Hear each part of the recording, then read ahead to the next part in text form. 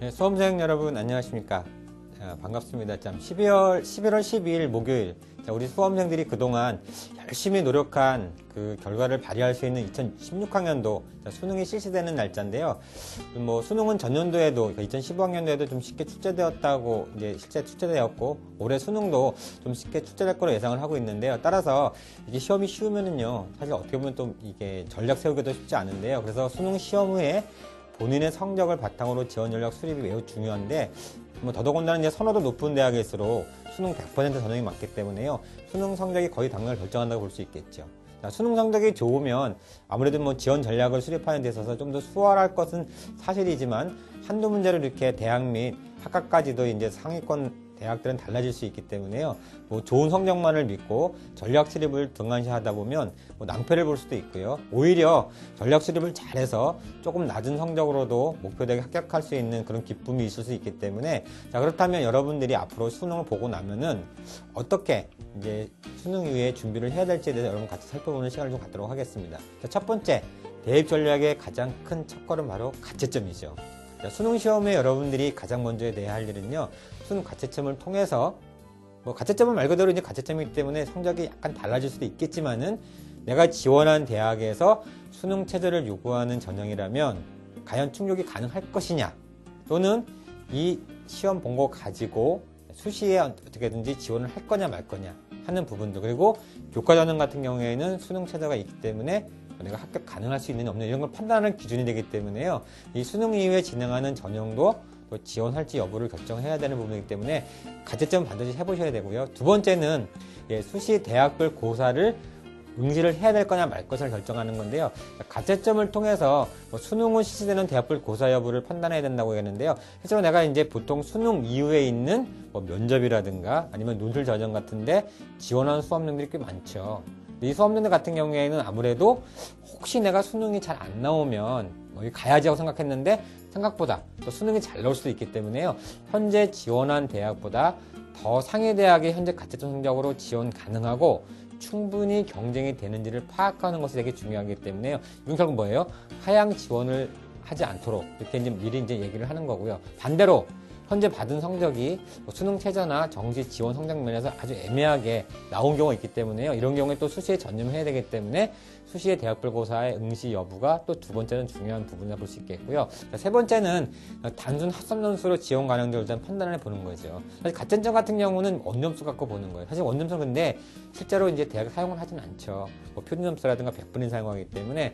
근데 하지만 우리는 이제 3주 동안 최종 수능 성적이 발표되기 전까지는 알 수가 없잖아요. 정보가 한정되어 있기 때문에 여러분들이 이제 입시 기관에서 이제 설명이라든가 아니면은 뭐 책자를 통해서 이제 배치표라는 것도 이제 나오게 되고, 그 다음에 이제 그걸 통해서 여러분들이 대략적인 표준점수도 이제 파악을 할 수 있기 때문에요.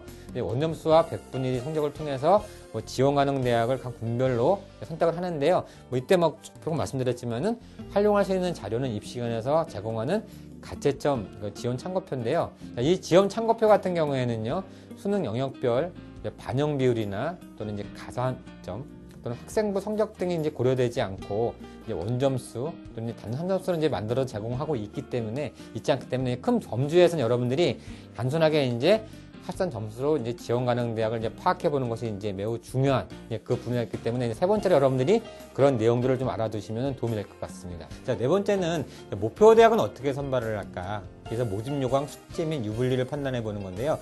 뭐 실제 수능 성적이 이제 발표가 되고 나면은요, 뭐 가채점 때 선택되었던 대학들이 뭐 대부분 선택될 수도 있지만은요, 수능 영역별 성적에 따라서 실제 지원 시에는요, 대학을 변경해야 하는 경우가 생길 수 있죠.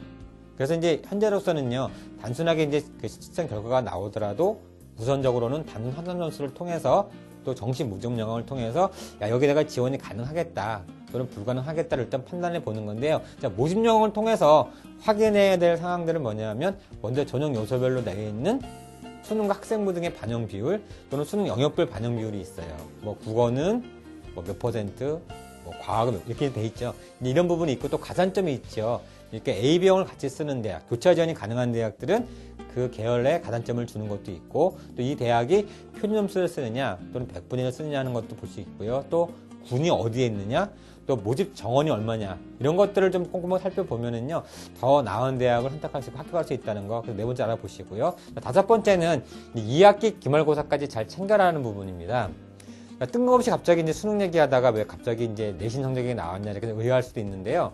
중요한 건 뭐냐면 이 대학 중에서요, 뭐 일부 상위권 대학이라든가 국립대, 뭐 교육대학, 뭐 중하위권 대학 같은 경우에는요, 수능만 쓰는 것이 아니고 내신 성적도 같이 사용하는 경우도 꽤 있습니다. 근데 문제는 뭐냐면 3학년 2학기까지 정시에는 들어가죠. 여러분들이 이제 수시 낼 때는 3학년 이렇게 들어갔잖아요. 근데 실제로 대부분의 고등학교가 수능이 끝나고 나서 이제 기말고사를 봐요. 그럼 학생들이 이제 아무래도 이제 긴장이 풀리다 보니까 어떻게 해요? 기말 성적은 별로 중요하지 않기 때문에 대부분 다 공부를 안 합니다.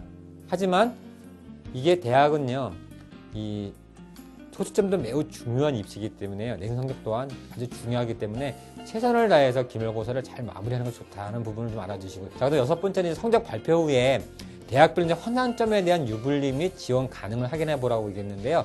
자, 이건 아무래도 이제 기간이 좀 멀긴 하겠지만 성적 발표되면 아무래도 여전히 이제 수험생들이 어떻게 해요? 표준 점수를 기준으로 해서 뭐 설명회도 가고 배치표를 보면서 또 대학을 찾겠지만은요, 좀 더 이제 구체적인 지원 가능 대학을 좀 찾으려 해야 되는데요. 근데 아무래도 표준 점수는 아직까지는 이제 범전 찾는 거는 이제 도움이 될 수 있겠지만은 명확한 지원 전략을 수립하는 데 이제 한계가 있을 수 있겠죠. 그래서 성적 발표 후에는 반드시 대학 반영 방법에 따라서 대학별 환산 점수에서 이제 반영별 가산점들이 모두 포함된 유불리와 지원 가능점을 확인해 보는 건데요. 다시 말해서 이제 실제점 지원 참고표를 통해서 지원 여부와 함께 이제 온라인 서비스인 무지원 합격 예측 같은 거 이제 활용하면 되는데, 아무래도 여러분이 아시겠지만 진학사가 이제 잘 돼 있죠. 올해 지원 추세하고 반영 비율 같은 경우를 여러분들이 좀 살펴보게 되면은 충분히 지원 전략을 수립하는 데 도움이 될 거예요. 자, 그다음에 이제 일곱 번째는 뭐냐면 실제 지원 대학과 모집 단위를 확정을 해야 돼, 이렇게 쭉 살펴봤습니다. 근데 여기서 제일 중요한 게 있습니다. 물론 점수도 중요하죠. 근데 제일 중요한 건 뭐예요? 나랑 같은 대학에 같은 학과에 지원한 수험생의 점수와 내 점수의 차이죠. 그렇다면 나는 과연 그 지원하는 경쟁하는 수험생과 몇 등 정도에 있느냐. 그래서 이제 수험생과 위치가 어느 정도에 있는지 파악이 중요한데, 대학마다 이제 산출하는 방법이 다르기 때문에요. 동일한 표준 점수나 100분위를 하더라도 어떻게 해요? 점수가 달라지죠. 근데 문제는 이제 대학마다 지원 가능 점수가 나랑 비교했을 때 뭐 1점일 수도 있고 10점일 수도 있어요. 점수 차이 안에 수험생 숫자는 다를 수 있죠. 뭐 1점 안에는 꼼꼼하게 있을 수도 있고 10점 안에는 더 적을 수도 있고. 다시 말해서 점수 차이가 크다고 해서 상대적으로 성적이 좋은 수험생이 많다고 볼 수는 없어요. 그리고 반대로 추가 합격이 없는 대학과 학과도 있고요. 또 이게 거꾸로 이제 추가 합격이 많은 대학도 있을 수 있잖아요. 그래서 대학 기준 환산점으로 나의 위치를 파악해서 최종 지원 대학을 결정하는 것이 되게 중요하다는 부분인데요. 수험생들은 이제 대부분 다 수능이 끝나면 뭐 대입의 긴 레이스가 마무리된다고 생각을 할 수 있겠지만은 이제 실제로 이제 수능을 끝나고 나면 그때부터 이제 실제 입시는 시작이죠. 왜냐면 마지막 추가해서 마지막 등록할 때까지, 그래서 이제 최고 2월 달까지 이제 가는 거기 때문에요. 수능 후부터 이제 시작이라는 마음가짐을 가지고 수능 성적을 이제 잘 받도록 일단 최선을 다하는 게 중요하겠지만은 수능 성적이 나오게 되면은 하나하나 맞추어서 지원 전략을 수립하는 노력을 기울이다 보면 분명히 올해도 좋은 결과가 있을 것으로 확신합니다.